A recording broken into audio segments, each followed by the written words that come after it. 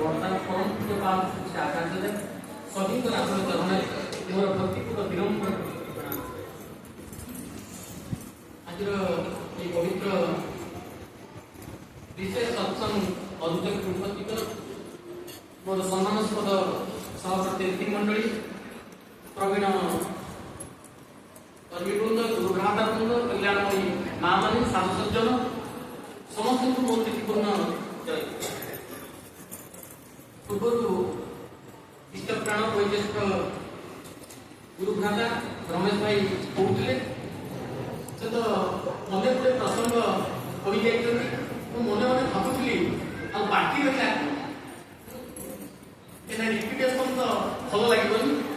ତେବେ ସେ ଯାହା ହଉ ତାଙ୍କର ସ୍ୱର ସହିତ ସ୍ୱର ମିଳେଇ ଯେଉଁ ଭାଇମାନଙ୍କର ମାଆମାନଙ୍କର ପ୍ରଚେଷ୍ଟା କ୍ରମେ ଆଜି ପ୍ରଭୁଙ୍କର ଜଗତଜନନୀ ମାଙ୍କର ଗୁଣକୀର୍ତ୍ତନ କରିବାର ସୁଯୋଗ ଆମମାନଙ୍କୁ ମିଳିଛି। ସେମାନଙ୍କର ଏବଂ ଆପଣମାନଙ୍କର ସମସ୍ତଙ୍କୁ ସାର୍ବିକ ମଙ୍ଗଳ କାମନା କରେ ସେହି ଜୀବନ ଯଜ୍ଞର ଯଜ୍ଞେଶ୍ୱର ପରମ ଦୟାଳ ଶ୍ରୀ ଶ୍ରୀ ଠାକୁରଙ୍କର ଶ୍ରୀପାଦ ପଦ୍ମେ।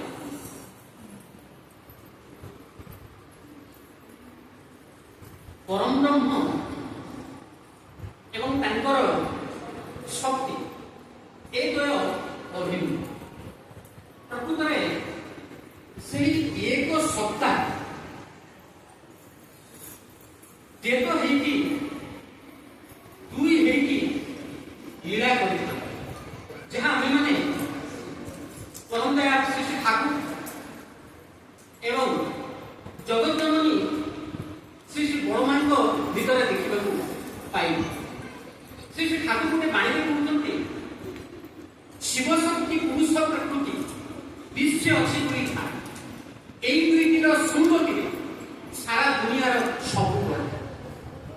ଶିବ ଆଉ ଶକ୍ତି ପୁରୁଷ ଆଉ ପ୍ରକୃତି ଏ ଦ୍ୱୟଙ୍କର ମିଳନ ପାଇଁ ଏ ସଂସାରରେ ଯାହା କିଛି ସବୁ କ୍ରିୟା ଅଛି, ଯାହା କିଛି ସବୁ ସଂକଟ, ଯାହା କିଛି ସବୁ ରୂପ ନେବା ଅସ୍ତିତ୍ୱ ଧାରଣ କରିବା ସମ୍ଭବ ହେଇଛି। এই ସତ୍ସଙ୍ଗକୁ ଆସିବା ପାଇଁ ଯେତେବେଳେ ମୋର ବୈଶିଷ୍ଠ ଗୁରୁଭ୍ରାତା ବିଜୟ ମାଦାରୀ ଭାଇ କହିଲେ, ସେତେବେଳେ ମୁଁ କଲିକତାରେ ଥିଲି। ତାର ଗୋଟିଏ ଦିନ ପୂର୍ବରୁ ମୁଁ ଯାଇଥିଲି ଦକ୍ଷିଣେଶ୍ୱର ମା କାଳୀଙ୍କୁ ଦର୍ଶନ କରିବା ପାଇଁ। ତ ସେଇ କଥାଟି ମୋର ମନେ ପଡ଼ିଯାଉଛି। ସେଦିନ ରାମକୃଷ୍ଣ ଠାକୁର ମା କାଳୀଙ୍କ ଦେହରେ ପଇତା ପିନ୍ଧିଥିଲେ। এই কথাକୁ ଦେଖିକି ଅନ୍ୟ ପୂଜକମାନେ ତାତି ଉଠିଲେ, କହିଲେ ତୁମେ এই କ'ଣ କରୁଛ?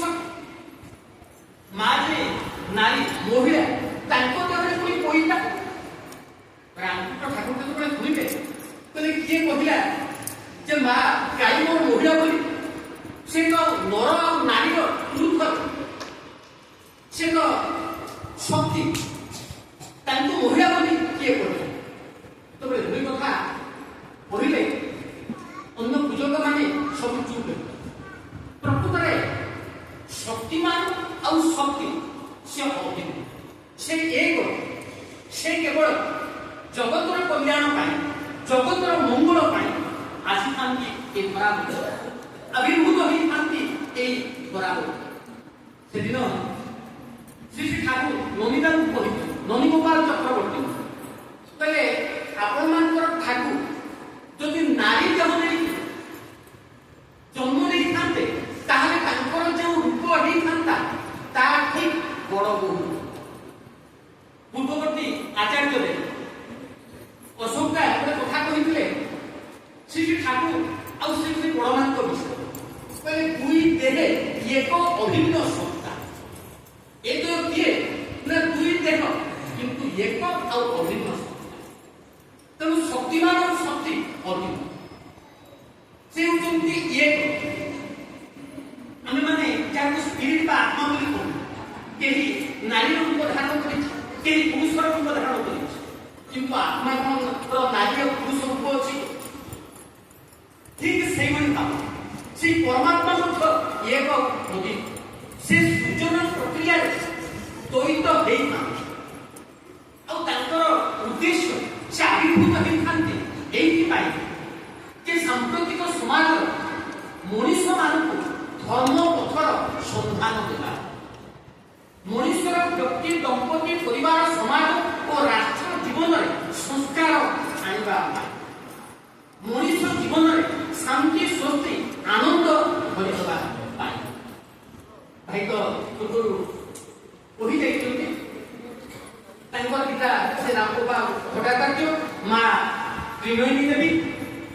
ଯେତେବେଳେ ଶ୍ରୀ ଶ୍ରୀ ବଡ଼ମାଙ୍କର ପୁଣ୍ୟ ଆବିର୍ଭାବ ଘଟିଲା, ଯାହା ସେ ଛାଡ଼ିଛନ୍ତି ଅଳ୍ପ ସମୟ ଭିତରେ, ମୁଁ ସେଇଟା କ'ଣ କହିବା ପାଇଁ ଚେଷ୍ଟା କରୁଛି, ରିପିଟେସନ କରିବି ନାହିଁ। ସେ ସ୍ୱପ୍ନ ଦେଖୁଛନ୍ତି ଚାନ୍ଦିନୀ ରାତି, ଗୃହାଙ୍ଗନଟି ସଜ୍ଜିତ, ମା ସ୍ୱୟଂ ଲକ୍ଷ୍ମୀ ମାତା ଆସନ ଉପରେ ବସିଛନ୍ତି। କୌଣସି ଛବି ବା ପଟ୍ଟଚିତ୍ର ନୁହେଁ, ରକ୍ତମାଂସର ଶରୀର। ଗୃହଟି ସୁଗନ୍ଧିତ ବାସ୍ନାରେ ଭରି ଉଠିଛି। ଆଉ ମା ଶୁଭ୍ର ଶାଢ଼ୀ, ଲାଲ ପାଢ଼ୀଯୁକ୍ତ ଧବଳ ଶାଢ଼ୀ ପରିହିତା, ମୁଖରେ ହାସ୍ୟ ରସ। ସେ ଦେଖୁଛନ୍ତି ମା ଲକ୍ଷ୍ମୀ ଧୀରେ ଧୀରେ ଆଗେଇ ଆସୁଛନ୍ତି। ଆଉ ଏକ ଆଲୋକ ରଶ୍ମି ହେଇ ତ୍ରିନୟନୀ ଦେବୀଙ୍କ ଦେହରେ ଲୀନ ହେଇଯାଉଛନ୍ତି। ଆଉ ତା ପରଦିନ ମା ଜଗତଜନନୀ ଶ୍ରୀ ଶ୍ରୀ ବଡ଼ମାଙ୍କର ଆବିର୍ଭାବ ଘଟିଛି।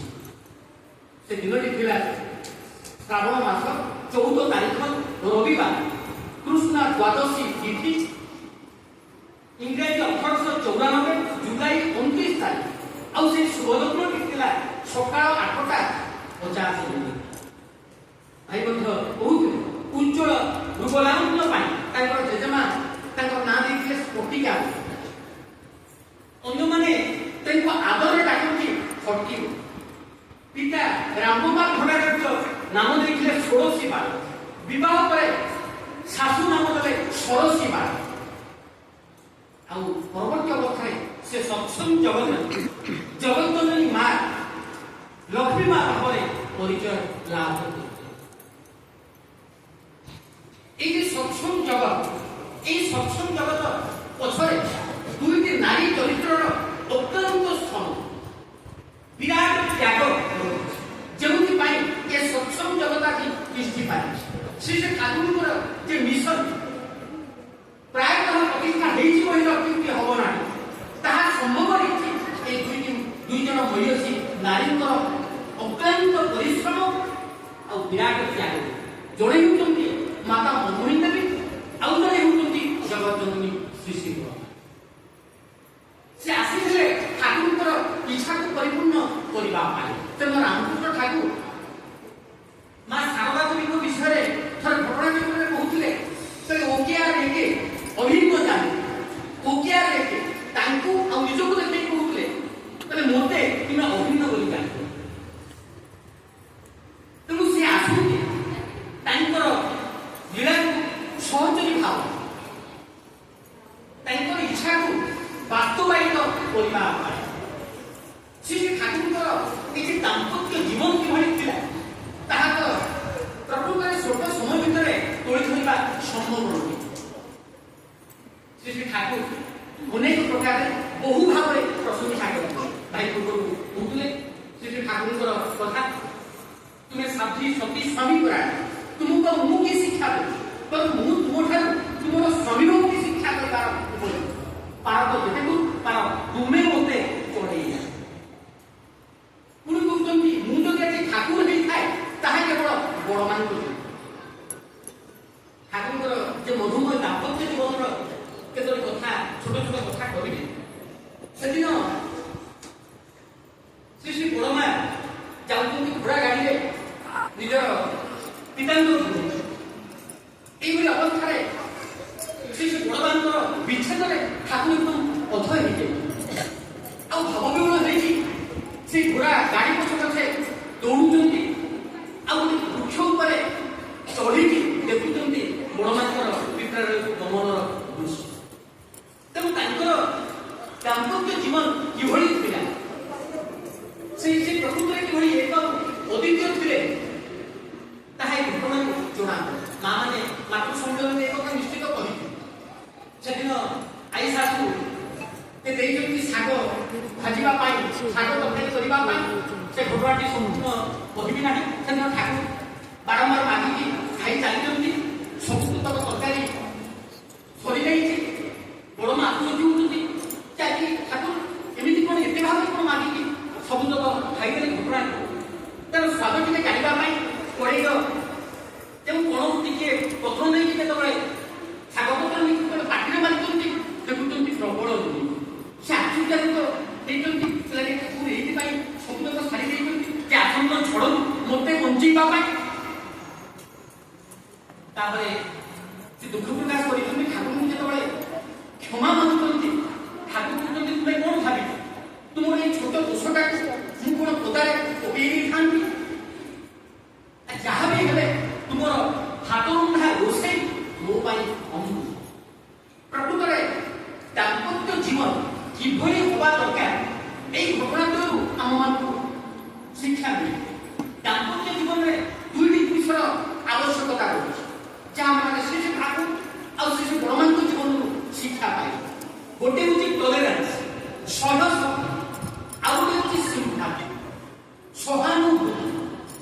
ପ୍ରତ୍ୟେକ ଅନ୍ୟ ଜଣକୁ ଜଣେ ଅନ୍ୟ ଜଣକୁ ସହ୍ୟ କରି ଆଉ ତା ପ୍ରତି ସହାନୁଭୂତି ରହେ। এই দুইটার যদি অভাব রহে তাহলে দাম্পত্য জীবন তিষ্ঠি রহবা সম্ভব হুয়ে না। আজকালি পাশ্চাত্য সভ্যতার প্রভাবে আমি মানে ডিভোর্সর কথা শুনবাক পাও। ছাড়পত্র এই গোটে সাধারণ কমন জিনিস হয়ে গেল ভারতীয় কলচরের মধ্যে। সহর মানকরে এর বহু বহু উদাহরণ। শ্রী ঠাকুর কହୁଛନ୍ତି ইনকম্পাটিবল বিবাহ ଭଲ କିନ୍ତୁ ডিভোর্স ছাড়পত্র কেবে ମଧ୍ୟ ଭଲ ନୁହେଁ। ଏହା କେବେ ମଧ୍ୟ କରିବା ଠିକ ନୁହେଁ। ଇନକମ୍ପାଟିବଲ ମ୍ୟାରେଜ ଅସନ୍ତତ ବିବାହ। ଠାକୁର କହୁଛନ୍ତି ଇନକମ୍ପାଟିବଲ ମ୍ୟାରେଜ ଭିତରେ ମଧ୍ୟ ଯଦି ସ୍ୱାମୀ ସ୍ତ୍ରୀ କିଛି ଦିନ ରୁହନ୍ତି ତାହେଲେ ସେମାନେ ପରସ୍ପରକୁ ସହ୍ୟ କରିବା ସମ୍ଭବ ନୁହେଁ।